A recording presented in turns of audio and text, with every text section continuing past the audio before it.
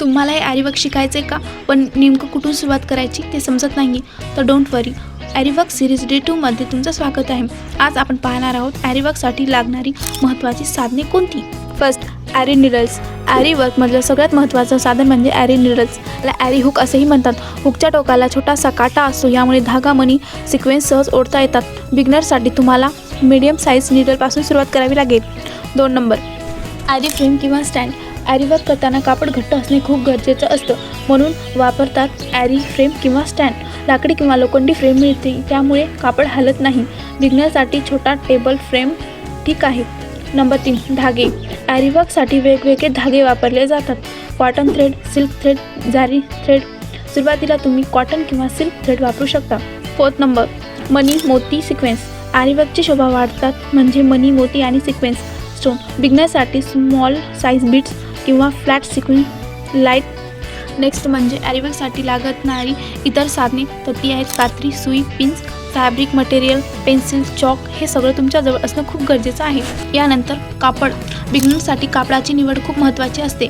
त्यासाठी cotton, net, silk. सुरुवातीला तुम्ही कॉटन किंवा जिओग्रेटवर प्रॅक्टिस करा. मैत्रिणींनो, योग्य साधन असतील तर ॲरीवर्क शिकणं खूप सोपं असतं. सुरुवातीला चुका होतील, पण त्यातूनच परफेक्शन येतं. डे 3साठी चॅनलला फॉलो करा. तुमचं ॲरीवर्क नीट येत नाही आहे, कदाचित हुक धरण्याची पद्धत चुकते आहे. ॲरीवर्क सिरीज डे 3मध्ये तुमचं स्वागत आहे. आज आपण पाहणार आहोत ॲरी हुक कसा धरायचा. So let's start. Aari hook नेहमी पेनसारखा धरायचा, खूप घट्ट नाही आणि खूप सैलही नाही. हुकचा टोक कपड्याच्या छिद्रात सरळ घ्या. वाकडा गेल्यास धागा तुटतो. डाव्या हाताने धाग्याचा टेन्शन सांभाळा आणि उजव्या हाताने हुक हलके फिरवा. हात सैल ठेवला तरच स्ट्रेचेस स्मूथ येतात. जसं मी या व्हिडिओमध्ये तुम्हाला दाखवत आहे, सेम तशाच प्रकारे तुम्ही हळूहळू सुरुवात करा. आणि हो, डे 4मध्ये ॲरीवर्क्समध्ये कोणते मणी वापरतात हे आपण पाहणार आहोत, तर त्यासाठी चॅनलला फॉलो करा. तुमचं ॲरीवर्क डल दिसतंय का? कदाचित चुकीचे मणी वापरत असाल.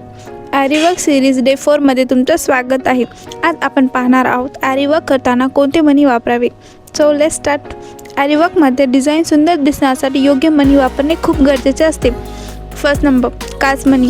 हे मणी जास्त चमकदार असतात. ब्रायडल ब्लाऊजसाठी आणि हेवी ब्लाऊजसाठी हे बेस्ट मणी आहेत. नंबर 2, प्लास्टिक मणी. हे हलके आणि स्वस्त असतात. याचा वापर तुम्ही प्रॅक्टिस करण्यासाठी आणि डेली वेअरच्या ब्लाऊजसाठी यूज करू शकतो. नंबर 3, कडदाना. हे मणी लांबट असतात. बॉर्डर आणि लाईन डिझाईनसाठी परफेक्ट असतात. त्यानंतर मोती. मोती मणी वापरल्याने ब्लाऊजला एलिगंट लुक येतो. वेडिंग असो किंवा पार्टी असो, त्यासाठी परफेक्ट कॉम्बिनेशन आहे. तर डिझाईन हेवी असेल तर काच मणी आणि सिम्पल वर्क असेल तर प्लास्टिक मणी वापरा. डे 5मध्ये आपण बिगनरसाठी कोणते 3 मणी वापरावे हे पाहणार आहोत, तर चॅनलला फॉलो करा.